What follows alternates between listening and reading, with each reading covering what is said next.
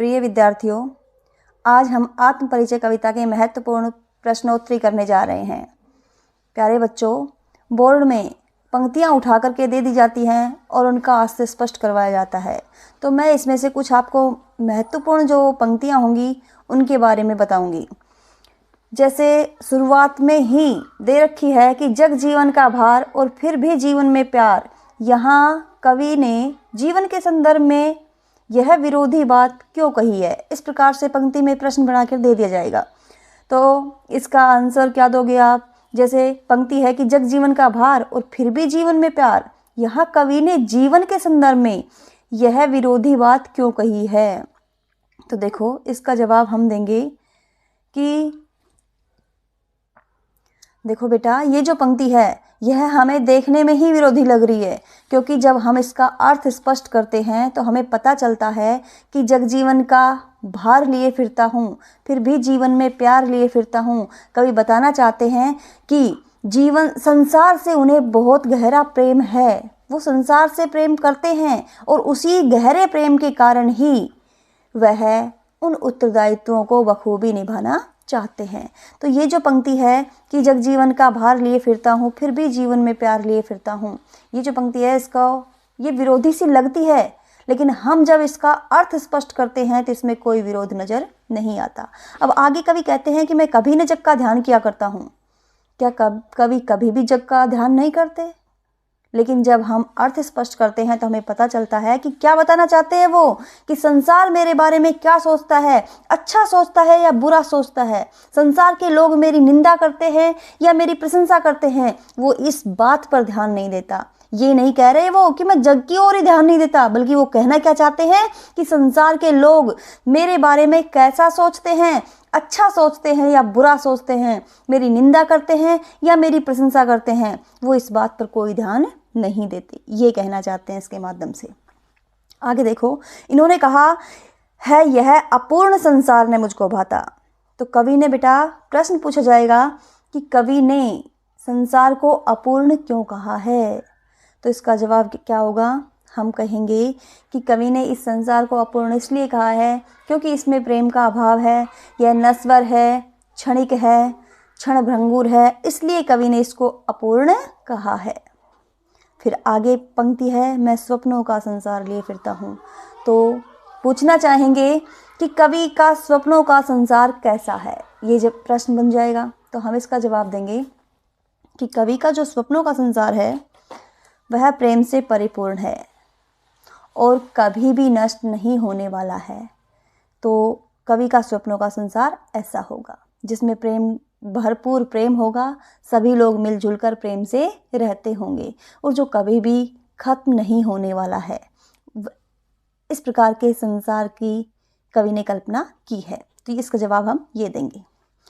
आगे इन्होंने बताया बहुमोजों से क्या तात्पर्य है?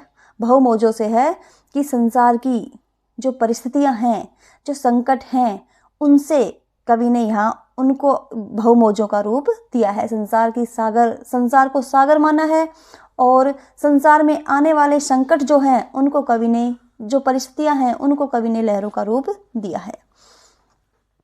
आगे देखो बेटा, कुछ पंक्तियां और भी हैं।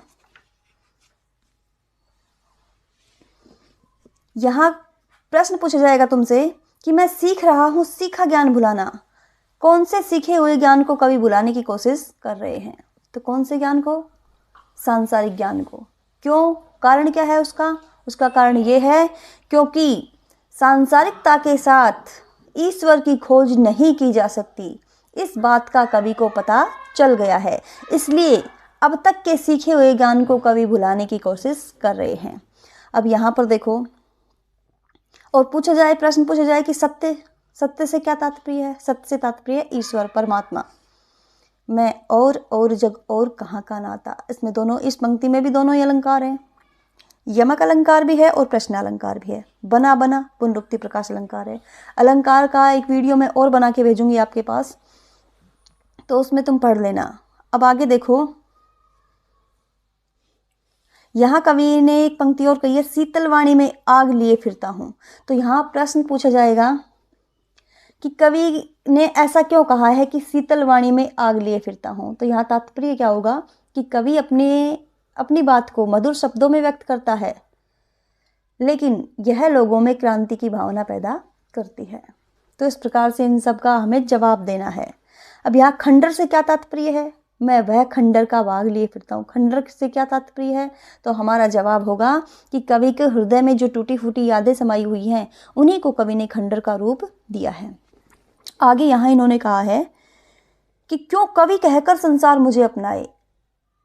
तो कवि ने ये प्रश्न, यहाँ पर प्रश्न बनेगा कि क्यों कवि कहकर संसार मुझे अपनाए। कवि ने अपने आप को कवि क्यों नहीं माना, स्पष्ट कीजिए। तो आपका जवाब होगा कि कवि अपने आप को कोई कवि नहीं मानता, क्योंकि प्रत्येक कवि का एक उद्देश्य होता है रचना करने का, और यहाँ कवि का कोई उद्देश्य नहीं है। वो तो अपने हृदय के भावों को ही अपनी कविताओं में लिख रहे हैं, इसलिए उन्होंने अपने आप को एक कवि नहीं माना। उन्होंने क्या माना है अपने आप को? प्रेम का संदेश देने वाला एक नया दीवाना। ठीक है, तो इस प्रकार से हम इन प्रश्नों के, यानी कि पाठ से बनने वाले प्रश्न जो पंक्तियों में ही बनेंगे, उनका जवाब मैंने तुम्हें दिया है। पाठ्य पुस्तक के पीछे जो प्रश्न हैं वो भी इसी में से बने हुए हैं, तो वो भी हम देख सकते हैं।